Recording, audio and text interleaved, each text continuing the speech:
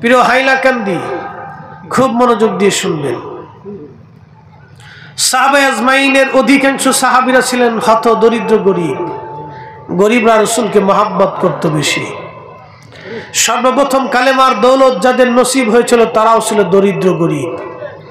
সুমাইয়া রাদিয়াল্লাহু আনহার মতো দাসী, ইয়াসার রাদিয়াল্লাহু আনহুর মতো গরিব, হযরত আব্দুল্লাহ আম্মার রাদিয়াল্লাহু আনহুর মতো অসহায়, খাব্বাব রাদিয়াল্লাহু আনহুর মতো কামার, বেলাল রাদিয়াল্লাহু আনহুর মতো কৃতদাসেরা সেই দিন কালেমার দাওয়াত প্রথম গ্রহণ করেছিল। এই জন্য আল্লাহর কিয়ামতের মাঠে দুনিয়াতে অনেক বড় পয়সাওয়ালা, ধনী, ক্ষমতাশালী ব্যক্তিগণ কিয়ামতের হাসরের মাঠে আল্লাহর সামনে মাথা নত করে উলঙ্গ হয়ে থরথর করে কাঁপতে থাকবে। দুনিয়ার কিছু হত দরিদ্র গরিব মানুষ দুনিয়ার আদালতে, দুনিয়ার অফিসে, দুনিয়ার কাজে, সরকারি বেসরকারি দৌলতে তাদের কোনো 4 পয়সা মূল্য নাই, কিন্তু কিয়ামতের মাঠে তারা হবে অনেক সম্মানিত এবং মর্যাদাবান। আল্লাহর কোরআন বলতেছে, ইন্না আকরামাকুম ইনদাল্লাহি আতকাকুম, তিনি আল্লাহর কাছে সম্মানিত হবে যার অন্তরে তাকওয়া বেশি, আল্লাহর ভয় বেশি। যার অন্তরে তাকওয়া বেশি, আল্লাহর ভয় বেশি, তিনি আল্লাহর দরবারে সম্মানিত হবে। এই কথাটা সারা জীবন মনে রাখবেন। অর্থ, বিত্ত, ক্ষমতা আর আমাদের জ্ঞান গরিমা দিয়ে আল্লাহর দরবারে ক্ষমা পাওয়ার 4 পয়সাও সুযোগ নেই, 1 পয়সাও মূল্য নেই। আল্লাহর বান্দার অন্তরে যার তাকওয়া বেশি, আল্লাহর দরবারে তার মর্যাদা বেশি। আকাশ ভেঙে যাবে, পৃথিবী পুড়ে যাবে, সাগর শুকিয়ে যাবে, আল্লাহর ফয়সালা লা তাবদীলা কালিমাতিল্লাহ, কখনোই পরিবর্তন সংযোজন বিয়োজন হবে না। আল্লাহ যাহা বলেছে এটাই ঠিক, যাহা বলেছেন এটাই ঠিক এবং এটাই হবে। মোহতারাম উপস্থিতি, খুব মনোযোগ দেবেন। কঠিন হাসরের মাঠে অনেক ইজ্জতওয়ালা মানুষ সেই দিন আল্লাহর দরবারে অসহায় হয়ে দাঁড়িয়ে থাকবে। মার্কিন প্রেসিডেন্ট, রাশিয়ার প্রেসিডেন্ট, চীনের প্রেসিডেন্ট, পৃথিবীর বড় বড় প্রেসিডেন্টরা কিয়ামতের ময়দানে আল্লাহর সামনে অসহায় হয়ে পড়ে থাকবে, 4 পয়সাও দাম থাকবে না। এই পৃথিবীতে একসময় অনেক বড় বড় সাম্রাজ্যের অধিকারী ছিল। মুঘল সালতানাত, ঘুর বিভিন্ন রাজবংশরা এসেছিল। হিন্দু, বৌদ্ধ, খ্রিস্টানদের রাজবংশ ছিল। যুগের পর যুগ, যুগের পর যুগ তারা এই উপমহাদেশ শাসন করেছে। উসমানীয় সাম্রাজ্য, পার্সিয়ান সাম্রাজ্য, রোমান সাম্রাজ্য, চাইনিজ সাম্রাজ্য, চেঙ্গিস খানের সাম্রাজ্য, মঙ্গোলিয়ান সাম্রাজ্য, পৃথিবীতে রুশিয়ান সাম্রাজ্য, ফ্রান্সের সাম্রাজ্য, আর বহু ফাতিমীয়, আব্বাসীয়, উমাইয়া, বহু সাম্রাজ্য ইসলামে অন ইসলামে সারা পৃথিবীতে ছিল। কোটি কোটি মানুষ তারা মেরে ফেলেছে শুধু সাম্রাজ্য টিকানোর জন্য।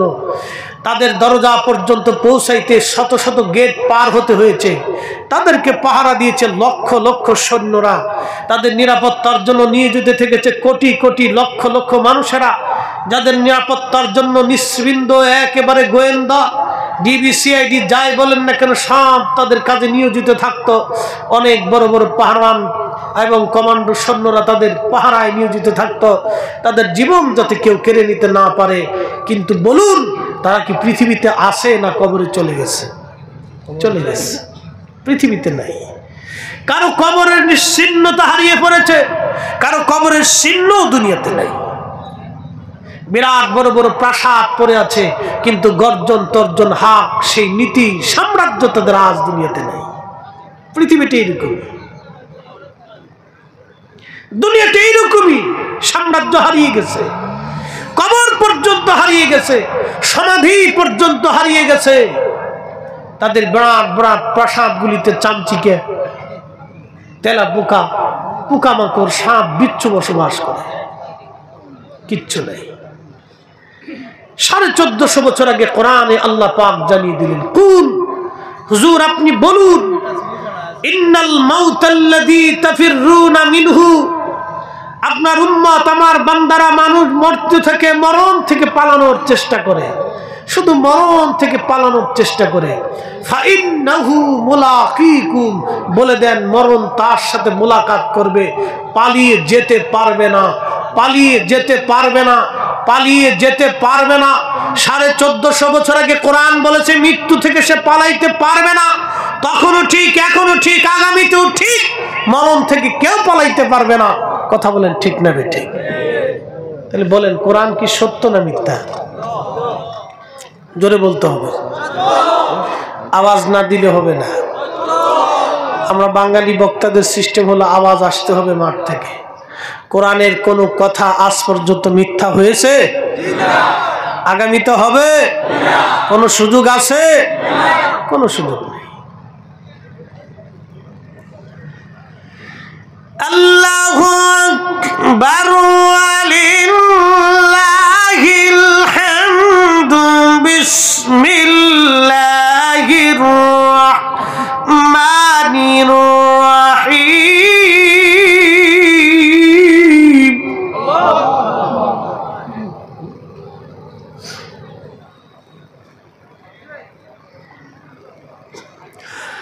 ثم تردون إلى عالم الغيب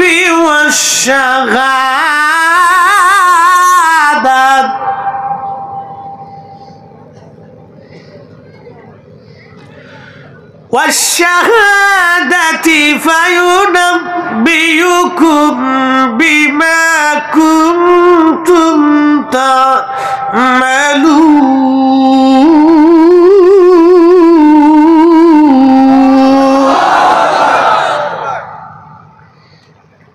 কার কালাম? ثم تردون إلى عالم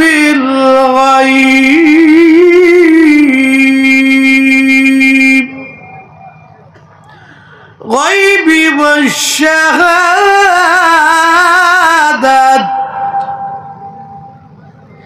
আল্লাহর কোরআন বলল, হ্যাঁ হাইলাকান্দির মুসলমান, আসামের মুসলমান ভালো করে শুনে যাবেন। কোরআন বলল তুমি এমন একজন মালিকের কাছে ফিরবা যিনি একমাত্র আল্লাহ, তিনি তোমার প্রকাশ্য জানেন, গোপনেও জানেন।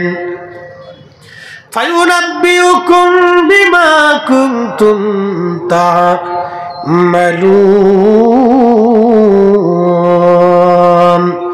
তুমি যা করো না কেন সেই দিন আমার রব, আমার আল্লাহ তোমাকে সব কিছু জানাইয়া দিবে, কোনো কিছুই আল্লাহর গোপন রাখবে না।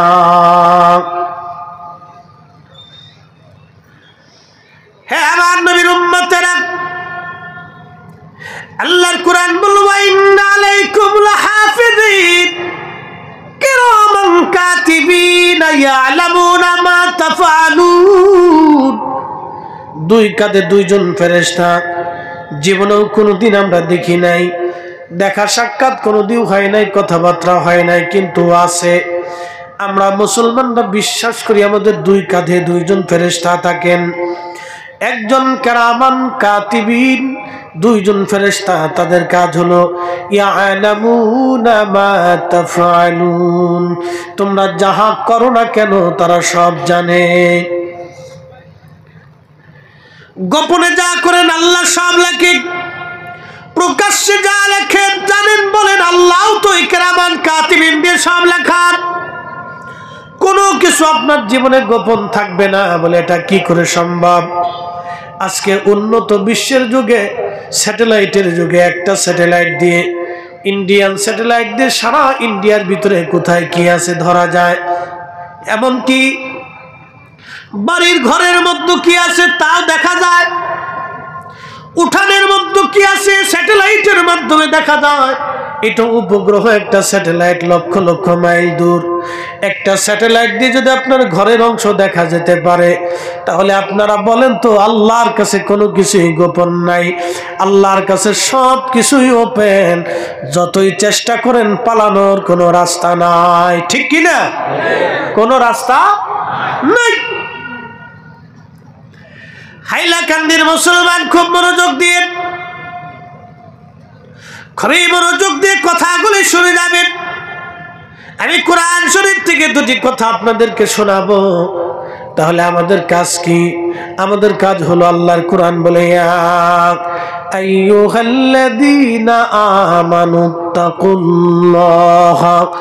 হাক্কা তুকাতিহি ওয়া লা তামুতুন্না ইল্লা ওয়া আনতুম মুসলিমুন। আমাদের কাজ আল্লাহ বলে ইমানদার আমি আল্লাহকে ভয় করো। কি করে তুমি ভয় করবে? ভয় করার মতো তুমি ভয় করো, ভয় করার মতো তুমি ভয় করো। ভয় যেইভাবে করলে ভয় হয় সেইভাবে তুমি করো, ভয় করার মতো ভয় করো। হযরত ওমর রাদিয়াল্লাহু আনহু সারা রাত ঘুরে ঘুরে তিনি দেখতেন কে খায় কে খায় না, কে ঘুমায় কে ঘুমায় না। হযরত ওমর বেদুইন এলাকায় চলে গেল। বদু আরবি অঞ্চলে মরুভূমির ভিতরে কিছু বেদুইন থাকে। বদু অত্যন্ত দুর্দর্শ এবং তারা কষ্ট সহিষ্ণু হয়ে থাকে। বদু এই বদু অঞ্চলে তিনি চলে গেলেন রাতের আধার। বদু অঞ্চলে চলে যাওয়ার পরে হযরত ওমর লক্ষ্য করলেন একটা বদুর ঘরের ভিতর থেকে মিট মিট মিট মিট করে আলো জ্বলে।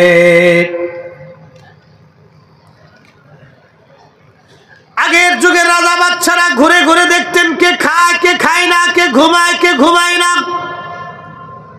এটা যারা নীতিবান রাজা ছিলেন তাদের চরিত্র ছিল এটা। আর যারা ক্ষমতা পিপাসু ছিল তারা এই প্রজাদের রক্ত চুষে খেত।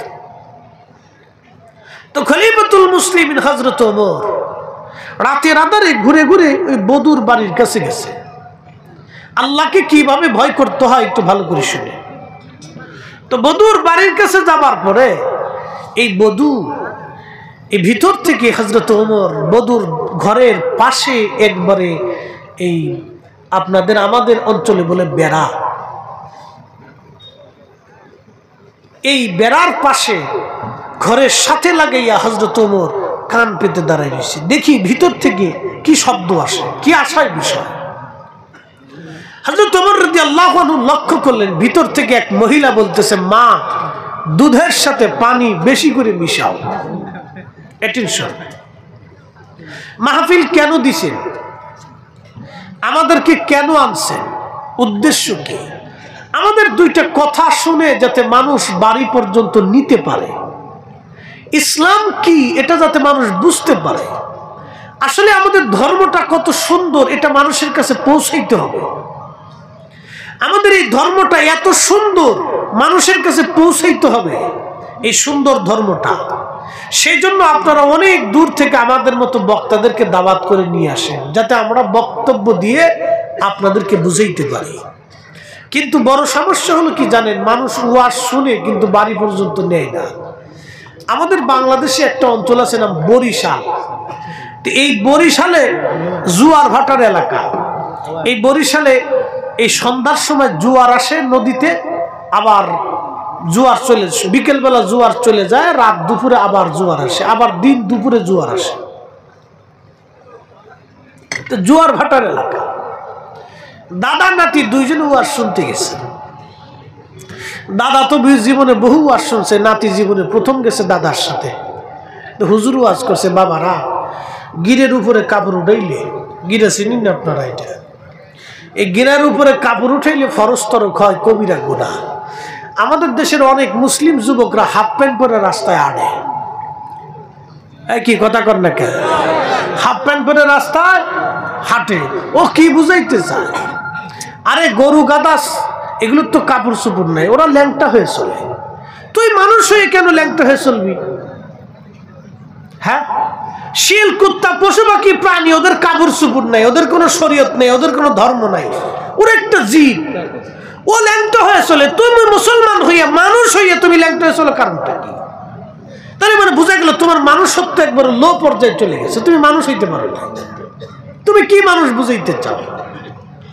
আজকে আধুনিকতার ছোঁয়ায় মনে কিছু নিবেন না, মেয়েরা পুরুষের প্যান্ট পরা ধরছে, পুরুষের জাঙ্গিয়া, দুঃখিত, পুরুষের প্যান্ট আর পুরুষের শার্ট, পুরুষের গেঞ্জি মেয়েরা পরা ধরছে। আচ্ছা, এত কিছু বাদ দিয়ে পুরুষের প্যান্ট তোরা নিলি কেন? তো প্যান্ট নিলি, গেঞ্জি নিলি, সবকিছু নিলি, তো জাঙ্গিটাও লয়ে যা। এই কি কথা কর না কেন?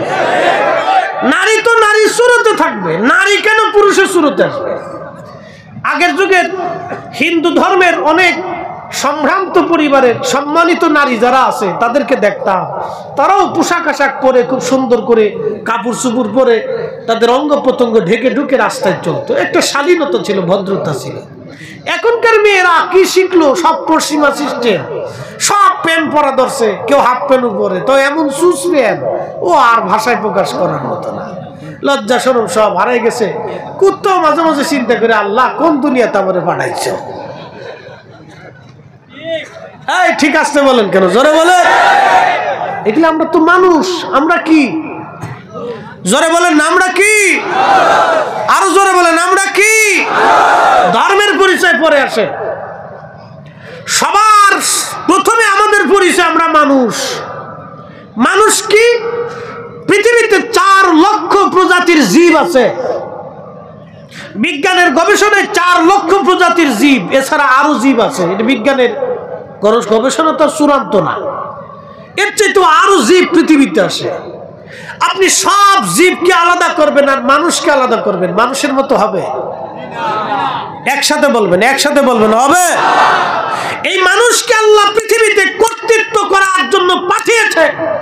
এজন্যই মানুষ জাতি দুনিয়াতে পাঠানোর আগে বিরাট বড় ফেরেশতা মণ্ডলীর সামনে আল্লাহ প্রস্তাব দিয়েছিলেন, ইন্নী জাইলুন ফিল আরদি খলিফা, আমি পৃথিবীতে আমি আল্লাহর প্রতিনিধি পাঠাবো। ফেরেশতারা জবাব দিল, কোন আল্লাহ আতাজআলু ফিহা মাইয়ুফসিদু ফিহা ওয়া ইয়াসফিকু দিমা, তুমি কি এমন জাতি দুনিয়াতে পাঠাবা ওরা যাইয়ে ফ্যাসাদ বাঁধাবে,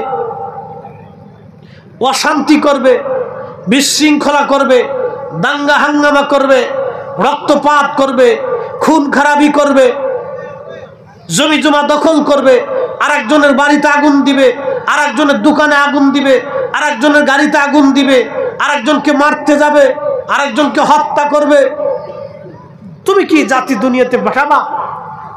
ফেরেশতাদের আপত্তি তো ঠিক, ফেরেশতাদের আপত্তি তো ঠিক। পৃথিবীর এমন কোন অঞ্চল নাই যে যেখানে ফ্যাসাদ না আছে, অশান্তি না আছে। অশান্তি কুত্তায় করে না, কুকুরে কুকুরে মারামারি হয়, জীবনে মার্ডার হতে দেখেন নাই। বিড়ালে বিড়ালে মারামারি হয়, কোনোদিন মার্ডার করতে দেখেন নাই। গরু গরু মারামারি করে, মার্ডার করতে দেখেন নাই। শিয়াল শিয়ালে মারামারি করে, মার্ডার দেখেন নাই। ছাগলে ছাগলে মারামারি করে, মার্ডার দেখেন নাই। হাতি হাতি মারামারি করে, মার্ডার দেখেন নাই। প্রত্যেক জাতের প্রাণী প্রাণী মারামারি হয়, কিন্তু মার্ডার হয় না। একমাত্র মানব জাতি নিজেরা নিজেদের মধ্যে মারামারি করে, রক্তপাত করে, খুন খারাপি করে, মার্ডার করে। কথা কোন ঠিক না বেঠে? আমরা মানুষই হতে পারি না। আল্লাহ যে উদ্দেশ্য করে দুনিয়াতে পাঠাইলেন, এই উদ্দেশ্যেই আমরা এখনো মানুষই হতে পারি না। ধর্মের পরিচয় পরে আসে না, আগে আমরা মানুষ, এই পরিচয়টা আসে। প্রিয় উপস্থিতি, হাইলাকান্দির মুসলমান খুবই মনোযোগ দিয়ে কথাগুলি শুনে যাবেন। আজ ফেরেশতাদেরকে আল্লাহ বলেন, ফেরেশতারা রে, আমি দুনিয়াতে মানব জাতি খলিফা পাঠাবো। আমরা দুনিয়ার আল্লাহর এমন খলিফা হলাম, আমরাই সুদ খাই, আমরাই ঘুষ খাই, আমরা অন্যের জমি দখল করি, অন্যের জমি নিয়ে আমরা মারামারি করি, অন্যের সম্পদ মেরে খাওয়ার জন্য আমরা চেষ্টা করি। কি কথা বলেন, ঠিক কিনা? অথচ আমরা আশরাফুল মাখলুকাত, আল্লাহর কোরআন আমাদেরকে শিখাইলেন, কুনতুম খায়রা উম্মাতিন উখরিজাত লিন-নাসি তা'মুরুনা বিল মা'রুফি ওয়া তানহাউনা আনিল মুনকার। একবার জোরে বলা যাবে কি সুবহানাল্লাহ? কথা বোঝা যায়? প্রথম পরিচয় আমরা কি? মানুষ। জোরে বলেন, আমরা কি? একসাথে বলেন আমরা কি? জোরে বলেন আমরা কি? 4 লক্ষ জীবন জীব প্রজাতির মধ্যে আমরা শ্রেষ্ঠ। কি কথা কোন ঠিক কিনা? আমরা শ্রেষ্ঠ। আমরা মানুষ, মানুষ হয়ে মানুষের কাজ করতে। হযরত ওমর লক্ষ্য করতেছে, ভিতর থেকে মহিলা বলতেছে, মারে দুধের সাথে পানি বেশি করে মিশাও। আচ্ছা আপনাদেরকে প্রশ্ন করি, দুধের সাথে যে পানি মিশাইলেন, আমাদের দেশে অনেকে দুধ বেশি বিড়ি খায়। এই আস্তে কনকে জোরে বলেন, দুধ বেশি কি খায়? বিড়ি খায়। দুধ বেশি বিড়ি খায়। মানুষ খাচ্ছে, খুব খাচ্ছে। মানুষে জানে যে বিড়ি খাওয়া এটা মানুষের শরীরে ক্ষতি, তো খাবে। ও খুব ধুমসে খাচ্ছে, তো খাওয়ার টানটা কি আপনাদেরকে দেখায়? বিড়ি একটা ধরাই দিয়ে একটা টান দেয়, সারে কেমনে দেখেন? টান্ডা দিয়ে আসতে কেমনে সারে?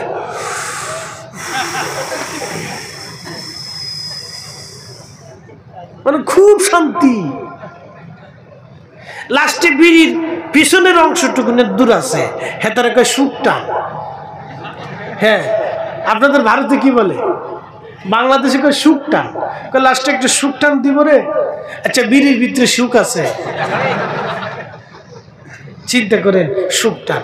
আমি একদিন এক কেয়ারটেকার বাথরুমে ঢুকছি, তো আমাদের দেশে তো পাবলিক টয়লেট বেশি, প্রত্যেক স্ট্যান্ডে বাস স্ট্যান্ডে পাবেন, তারপরে আপনার এই পেট্রোল পাম্পগুলিতে পাবেন, তো প্রত্যেক জায়গায় বাথরুম আছে।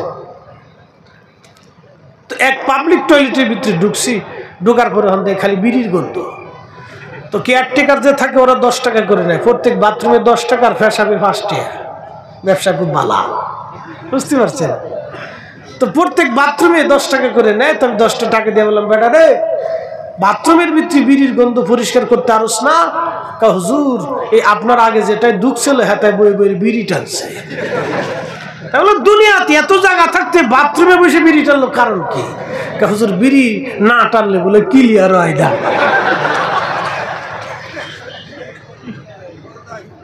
তার মানে হে বিড়ি ধরে নাই, বিড়ি হেরে ধরছে, ওরে বিড়ি ধরে ফেলছে একবার।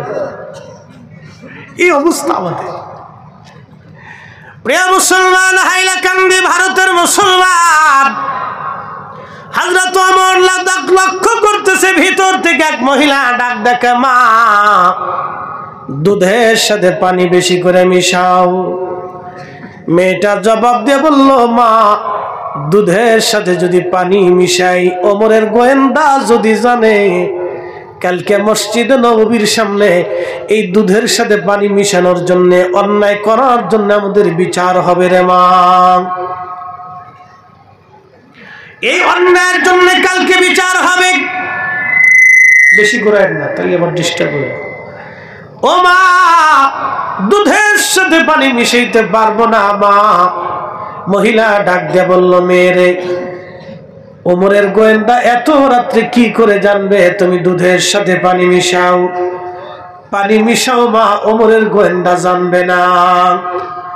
মুসলিম মেয়েটা সেই দিন জবাব দিল, মা দুধের সাথে পানি মিশাইলে ওমরের গোয়েন্দা যদি না জানে, আমার মালিক আমার আল্লাহ ফায়ুনাব্বিউকুম বিমা কুনতুম তা'মালুন, কেউ না জানলেও আমার আল্লাহ জানে মা।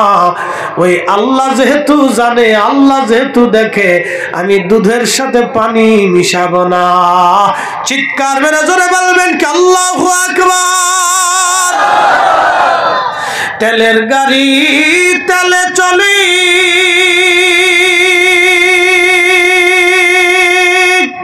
হাওয়ার গাড়ি হাওয়ায় উড়ে, বিনা তেলে চালায় গাড়ি নবী সুলাইমান। আমরা সেই মুসলমান, আমরা সেই মুসলমান। মসজিদে জুতা চুরি করে নিয়ে যায়, মাহফিল থেকে জুতা চুরি করে নিয়ে যায়, অন্যের মাল কেড়ে নেই, অন্যের সম্পদ কেড়ে নেই, অন্যের জমি দখল করে নেই, হালাল খাই না, সুদ খাই, ঘুষ খাইয়া, আরাম খাইয়া অন্যের ক্ষতি আমরা করে থাকি। কথা বলেন ঠিক কিনা? আমরা সেই মুসলিম, আমরা সেই মুসলিম। এই ভারতের খাজা বাবা আজমিরি এক আনা সাগরের পানি একটা লুটার ভিতরে ছিলেন। আমরা সেই মুসলমান, আমরা সেই মুসলিম। শাহজালাল ইয়ামানি মুজাররিদি জায়নামাজ বিছাইয়া সুরমা নদী পারি হয়েছিলেন। আমরা সেই মুসলিম, আমরা সেই মুসলমান। অস্তিত্ব হারিয়ে ফেলতেছি ভুলের জন্য। আমাদের ভুলের জন্য আমরা আমাদের অস্তিত্ব হারাচ্ছি। হাইলাকান্দির মুসলমান মেয়েটি ডাকতে বললো, মা, ওমরের গোয়েন্দা যদি না জানে, আমার আল্লাহ জানে, দুধের সাথে পানি মিশাবো না মা। হযরত ওমর গোলামকে বললেন, গোলাম রে, জায়গাটা চিহ্নিত করে রাখো, কালকে সকালবেলা এই ফ্যামিলির খোঁজ আমাদের নেওয়া লাগবে, কে কে আছে না আছে। খলিফা চলে আসলেন, ফজরের নামাজ পড়ে গোয়েন্দারা যে রিপোর্ট দিল, আমিরুল মুমিনিন ওই মহিলার স্বামী মারা গেছে, তারা খুবই দরিদ্র, কোন রকম উট ছাগল দুম্বার দুধ বিক্রি করে তারা সংসার চালায়। হযরত ওমর ছেলেদেরকে ডাক দিলেন, এ ছেলেরা, তোমরা বলো তোমাদের মধ্যে কে বিয়ে করবা? বড় ছেলে আব্দুল্লাহ ইবনে ওমর রাদিয়াল্লাহু আনহু, যিনি রাসূলুল্লাহর অনেক বড় দামি সাহাবী ছিলেন, অনেক বড় মুহাদ্দিস সাহাবী এবং মুফতি সাহাবী ছিলেন, তিনি জবাব দিলেন, না আব্বাজান, আমার স্ত্রী আছে, আমি আর বিয়ে করার প্রয়োজন নাই, আমার ছোট জনকে আপনি বিবাহ দিয়ে দেন। হযরত ওমর জিজ্ঞেস করলেন, বেটা তুমি কি বিয়ে করবা? ছেলে বলল, আব্বাজান আপনি যদি বিয়ে দেন আমি অবশ্যই বিয়ে করব। তখন হযরত ওমর বললেন, বেটা রে, আমি একটা মেয়ে পছন্দ করছি, বেদুইন ঘরে, খুবই দরিদ্র, দুধ বিক্রি করে তারা সংসার চালায়। বলেন তো, খলিফাতুল মুসলিমিন হযরত ওমর কত বড় খলিফা আজকে বুঝাই। বর্তমানে ইরান, ইরাক, ইয়ামান, ওমান, সিরিয়া, জর্দান, লেবানন, ফিলিস্তিন, লিবিয়া, সৌদি আরব, কাতার, দুবাই, বাহরাইন, কুয়েত, এই পুরো অঞ্চলে তিনি খলিফাতুল মুসলিমিন। কত বড় দেশের খলিফা, চিন্তা করেন তো। দুধ বিক্রি করনেওয়ালা মেয়ের সাথে ছেলের বিয়ে দিচ্ছে, আর আপনারা মেয়ে ছেলে বিয়ে দেওয়ার সময় খালি চামড়া তালাশ করেন কোনটা সুন্দর। এই কথা কর না। আর যে বেডি বেশি টিকটক করে, এই বেডির খুব পছন্দ হয়। টিকটক খালি করতে পারলেই বেডি খুব ভালো।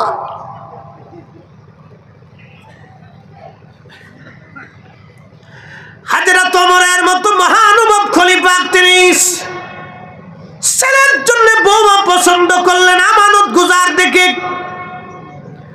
ডেকে বললেন, ছেলেরে, রাতের আধারে ক্ষুধার ভয়ে যে মেয়ে দুধের সাথে পানি মিশায় না, এত বড় আমানতদার মেয়ে আমার দরকার বেটা।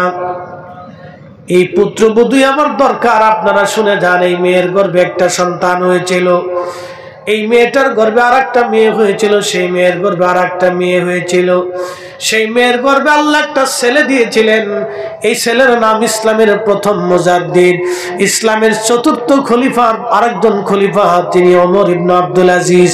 যাকে মুসলমানদের দ্বিতীয় ওমর বলা হইতো, দ্বিতীয় ওমর বলা হইতো। বিরাট বড় সিংহাসন পাওয়ার পরেও তিনি ধুলার তক্তে চড়ে হযরত ওমরের মতো বিশ্ব শাসন করে গেছে। একবার জোরে বলা যাবে আল্লাহু আকবার। তেলের গাড়ি তেলে চলি, হাওয়ার গাড়ি হাওয়ায় উড়ে, বিনা তেলে চালায় গাড়ি নবী সুলাইমান। আমরা সেই মুসলমান, আমরা সেই মুসলমান।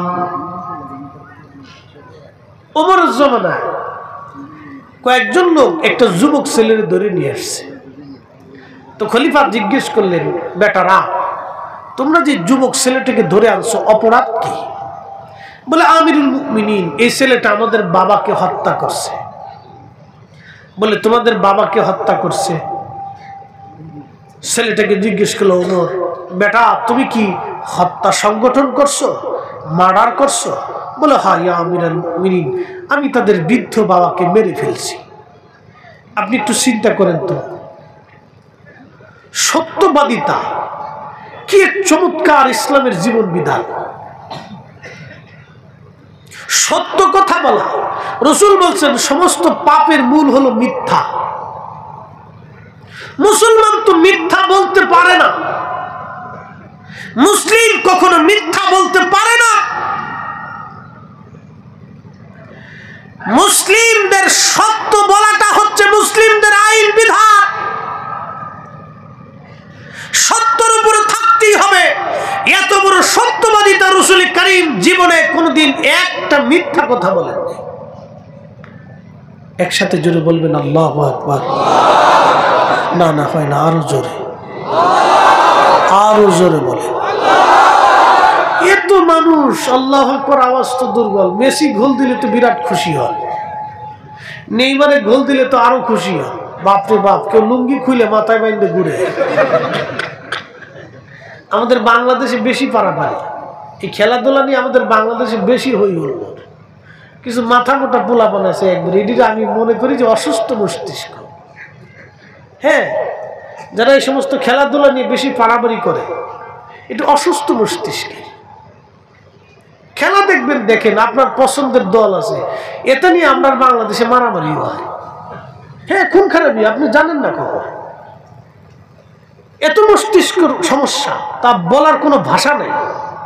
মানুষ বেকার থাকলে যা হয়, এই যে আমাদের একজন জ্ঞানী ঠিক কথা বলছিলেন যে অলস মস্তিষ্ক শয়তানের কর্মশালা।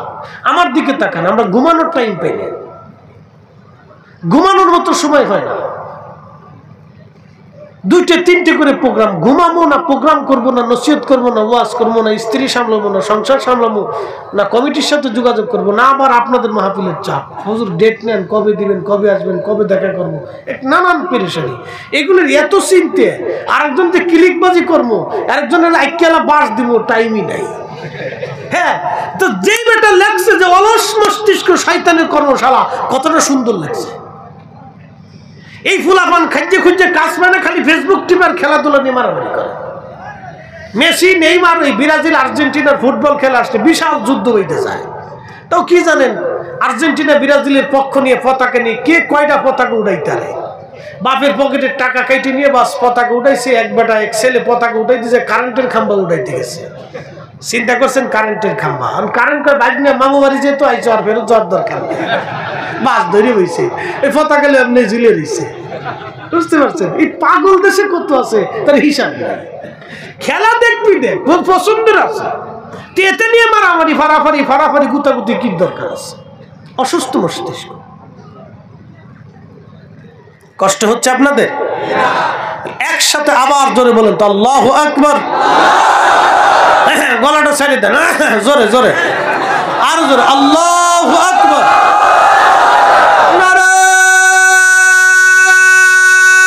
জোরে দিন, কিন্তু আপনারা আস্তে দিন না, জোরে দিন। আমরা যদি মনে করেন যে সিলাইতে পারি, তা আপনি পারতেন না কেন?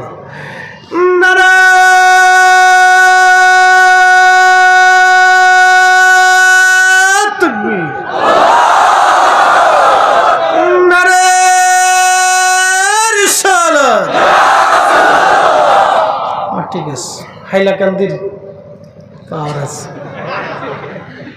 ফুটবল খেলায় জিতবো বোঝা যেতেছে।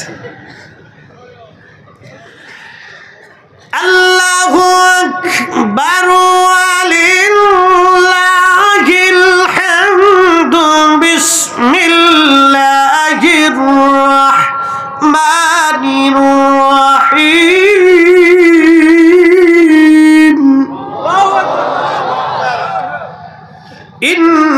ইন্নাল্লাহা ইয়া'মুরু বিল আদলি ওয়াল ইহসান